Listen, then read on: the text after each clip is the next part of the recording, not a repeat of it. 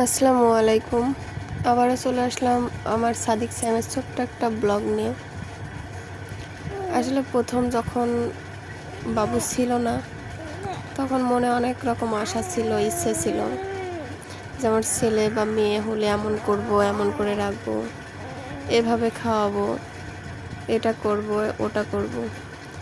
কিন্তু আসলে যখন হয়, তখন পুরো ভাবনাটাই কেন জানি না পাল্টে যায়। আল্লাহর কাছে খুব ইচ্ছে ছিল, যমজ বাবুর খুবই ইচ্ছে ছিল, আল্লাহর রহমতে সেটা পূরণ করছে। এবার এই দুইটাকে নিয়ে আমি পুরো পাগল। 5 মিনিট যদি আমি একা থাকি, তাহলে আমার কান্না করা ছাড়ার কোনো উপায় থাকে না, এমন অবস্থা হয়ে যায়। কারণ দুজনে এমন শুরু করে, তখন বাধ্য হই আর কি। মানুষ না থাকলে দুইটা ছেলে বা মেয়ে রাখা অনেক ঝামেলা বা কষ্ট।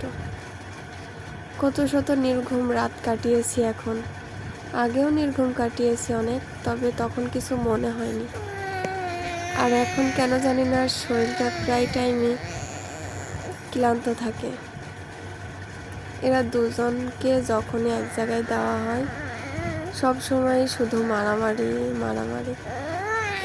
এ যেটা নেবে, বড়টা যেটা নেবে, ছোটোটাও সেটাই নেবে, আবার ছোটোটা যেটা নেবে, বড়টাও সেটাই নেবে।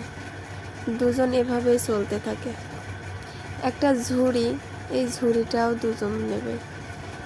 সব কিছুই যে একরকম থাকে বা একরকম দেওয়া হয় এমনটা না। অনেক সময় আছে আলাদা কিছু ঘরের কোনো জিনিস দেওয়া হলো, ওইটা নিয়েও তারা পারাপারি করবে। এখানে নুডলস রান্না করে ভাবলাম শুধু নুডলস দিয়ে দেখি খায় কিনা। তবে আমার ছেলে খাক আর না খাক, নুডলস নিয়ে খেলা করছে অনেকক্ষণ। চেষ্টা করলাম খাওয়ানোর, বাট খেলো না। সে বাধ্য হয়ে নেক্সট দিন আবার তাকে ব্লেন্ডার করে দেওয়া লাগছে। সব সময় দুজন, আমার ছোট ছেলের একটা দাঁত উঠেছে আর বড় ছেলের 2টা দাঁত উঠেছে। এবার ছোটটা অনেক দুষ্টুমি করে, বড়টা যদিও শান্ত। যখন রাগ হয় তখন কেই শান্ত থাকে না, তবে বড়টা ছোটটার থেকে অনেকটা শান্ত। আর ছোটটা সবসময় দুষ্টুমি করতেই হবে।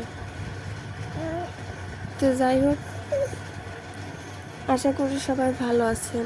আল্লাহর রহমতে আমরাও ভালো আছি। ভিডিওটি ভালো লাগলে প্লিজ লাইক করে যাবেন। আল্লাহ হাফেজ।